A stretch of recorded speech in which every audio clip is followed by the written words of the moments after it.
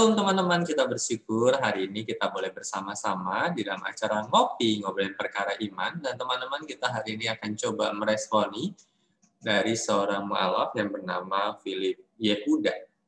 Saya nggak terlalu jelas namanya, tapi beliau memperkenalkan dengan yang saya tangkap pada Philip Yehuda. Dia konon dikatakan mendapat hidayah tahun 2018. Jadi yang menarik akan pemaparan yang disampaikan oleh Bapak Philip Yehuda, kita akan saksikan, kemudian kita akan respon. Saya bernama Philip Yehuda, Master of Art, Master Divinity, dan Master Teologia. Pada masa lalu, saya adalah seorang gembala sidang, seorang pendeta. Saya ketua misi untuk kegerakan kristenisasi di Asia. Jujur saya katakan, saya tidak pernah punya rencana untuk menjadi seorang muslim. Kenapa? Sebagai seorang gembala sidang, sebagai seorang pendeta, saya punya penghasilan yang boleh dikatakan cukup baik, cukup luar biasa, sehingga kalau menjadi orang muslim, saya sendiri nggak tahu mau jadi apa nantinya. Sehingga tidak pernah rencana. Di samping itu memang juga kami berlatar belakang dari keluarga para pendeta. Bapak saya pendeta, gembala sidang, ibu saya pendeta, gembala sidang, istri saya juga pendeta. Semua keluarga kami pendeta. Teman-teman, beberapa hal yang bisa kita responi. Yang pertama, berkaitan dengan gelar. Dia katakan bahwa dia itu lulusan MA, Master of Art, kemudian MDiv, kemudian MTH. Jadi kalau kita mempelajari gelar-gelar di dalam sekolah teologi, maka STH itu adalah sarjana teologi untuk S1, MA itu masuk kepada S2, kemudian MDiv juga masuk S2 yang umumnya adalah S1 kuliah umum dan kemudian kuliah teologi, maka mendapatkan gelar MD. Dan MTH juga gelar S2. Jadi MA, MDiv, dan MTH itu sebenarnya gelar S2. Saya nggak tahu, Bapak ini bisa mendapatkan gelar S2 sekaligus, dan umumnya itu apa yang dipelajari sama di dalam gelar S2. Tapi apapun itu, dia katakan bahwa dia lulusan MA, MDiv, dan MTH. Tapi bagi saya, itu sesuatu yang sama aja, maksudnya karena sama-sama gelar S2, kecuali kalau dia STH, MTH, dan kemudian DTH, Doktor Teologi.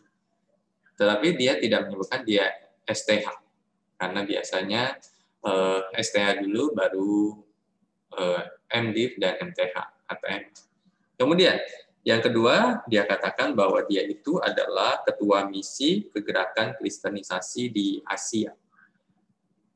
Tetapi kemudian dia sandingkan antara ketua gerakan misi yang berkantor di Kanada, kemudian dia menjadi gembala di salah satu gereja, dan kemudian dikatakan dua jabatan ini bagi saya dua jabatan yang sama-sama penting, yang sama-sama sibuk, secara khusus menjadi gembala. Kita nggak tahu dia gembala di mana, tapi menurut keterangan beliau, dia gembala di Jogja. Tetapi dikatakan dia berkantor sebagai ketua misi gerakan kristenisasi di Kanada. Setahu saya sebagai gembala itu harus mengembalakan. Setahu saya sebagai gembala itu harus menjadi orang yang berada di satu tempat yang sama bersama dengan jemaat, mengurusi segala pelayanan, berkhotbah, sakramen perjamuan kudus, baptisan kudus, dan nggak boleh lama-lama di luar gereja yang dilayani.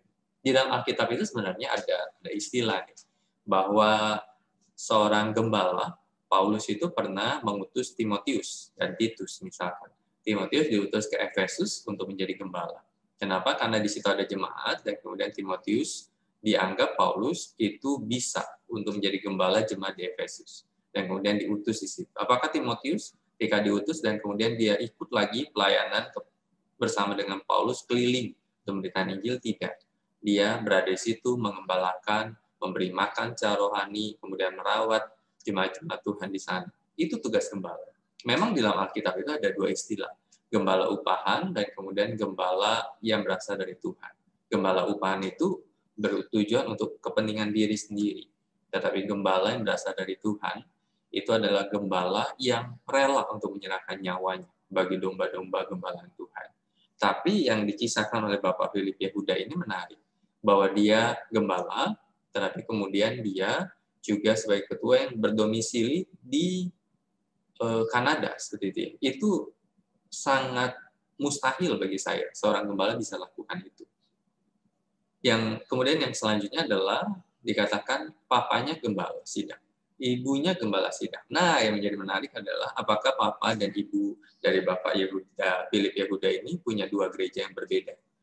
Karena setahu saya suami istri satu gereja, dan kalau satu gereja punya gembalanya satu, bukan dua. Jadi satu gembala dan istrinya itu sebagai pendamping gembala. Mungkin pendeta bisa, tapi sebagai dua gembala itu sangat jarang terjadi. Kemudian yang ketiga, berkaitan dengan istilah kristenisasi. Jadi ini istilah yang umum dipakai oleh orang-orang untuk menggambarkan bahwa kristenisasi itu adalah sesuatu upaya yang dilakukan untuk membuat orang lain berpindah agama menjadi Kristen dengan berbagai macam cara. Seringkali kan diceritakan bahwa dengan satu bungkus Indomie, dengan 1 liter beras, kemudian membuat merayu orang untuk pindah menjadi agama Kristen. Sebenarnya di dalam agama Kristen yang jadi patokan itu Matius 28. Di Matius 28 itu adalah amanat agung untuk memberitakan Injil. Pemberitaan Injil apakah harus membuat orang menjadi Kristen? Juga tidak. Tetapi memberitakan kabar baik kepada orang. Apakah harus memaksa dengan embel-embel supaya bisa mendapatkan sesuatu sehingga orang itu bisa ikut jadi Kristen? Juga tidak. Jadi amanat agung adalah memberitakan Injil. Kalau ada orang yang menerima dan kemudian mereka memutuskan secara pribadi, maka itu sesuatu yang relevan. Dan bagi saya semua agama juga lakukan itu, memberitakan ajarannya, dan kalau ada orang yang tertarik, maka mereka akan diterima dengan sukacita untuk ikut masuk di dalam ajaran. Dan itu pun dilakukan di dalam kekristenan, bukan kristenisasi. Jadi kristenisasi kalau di Indonesia itu konotasinya agak sedikit sudah agak jelek. Karena di dalam kekristenan bukan dikenal sebagai kristenisasi, tapi sebagai pemberitaan Injil, mengabarkan kabar baik kepada orang-orang yang lainnya. Kemudian yang terakhir adalah berkaitan dengan kebutuhan finansial. Bapak tadi katakan bahwa kalau dia pindah menjadi Muslim, menjadi mu'alaf, maka dia bingung nih, dia akan dapat penghasilan dari mana. Sedangkan ketika dia jadi pendeta, penghasilannya wow, bahkan besar seperti itu. Dan bagi saya, tidak semua pendeta ngalamin itu. Tidak semua hamba Tuhan alami itu. Memang ada hamba Tuhan yang melayani, dan dalam pelayanan itu gereja bisa mendukung, mencukupi kebutuhan dari seorang hamba Tuhan. Tetapi banyak juga hamba-hamba Tuhan di daerah, itu mereka harus bekerja di ladang, mereka harus dalam pelayanan hari Senin sampai Jumat, mereka bekerja sebagai satpam, mereka bekerja sebagai seorang guru untuk mencukupi kebutuhan mereka. Dan bahkan mereka juga banyak yang mengalami kesulitan secara ekonomi. Jadi ini nggak bisa jadi patokan bahwa seorang pendeta itu harus pasti kecukupan, bahkan berkelimpahan secara harta. Karena itu biarlah ini menjadi respon saya untuk apa yang disaksikan oleh si Bapak, sehingga kita bisa tahu bahwa seperti itulah kekristenan, seperti itulah iman kekristenan, bahwa kekristenan itu seorang hamba Tuhan yang pelayanan seyogyanya dia belajar teologi S1, sarjana teologi, S2, MD, atau MTH, S3, DTH, seperti itu, atau PhD. Dan yang kedua, bicara bahwa seorang gembala itu akan bertugas mengembalakan, dan dia tinggal di satu tempat untuk mengembalakan jemaat Tuhan. Kalau dia pindah-pindah bukan gembala, tapi memang mungkin gembala yang kurang baik. Dan yang ketiga adalah berkaitan dengan di dalam sebuah gereja hanya ada satu gembala sidang.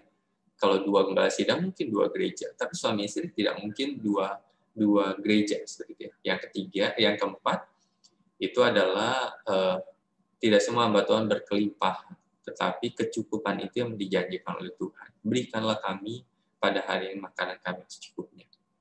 Dan biarlah penjelasan saya menjadi hal yang berguna untuk setiap kita, supaya kita memahami kebenaran firman dan tidak terlalu mudah mempercayai orang-orang yang pindah agama dan kemudian menjelaskan belum bisa move on tentang agama yang lama, terus bercerita, dan kalau ceritanya benar seperti itu ya, agak lebih mending. Tapi kalau ceritanya salah, itu agak lebih masalah. Dan itulah hadir Kopi BTP sebagai penjaga bagi kawanan domba kebenaran Tuhan. Terima kasih boleh mendukung channel ini dan terus silakan dukung dan sharekan video ini supaya banyak orang mengenal akan kebenaran firman Tuhan. Dan kalau teman-teman ingin mendukung secara finansial, maka silakan dukung gereja teman-teman dimanapun teman-teman beribadah. Tuhan Yesus memberkati kita. Amin. Halo rekan-rekan semua, terima kasih sudah menonton video ini. Jangan lupa untuk subscribe, like, dan share. Tuhan Yesus memberkati.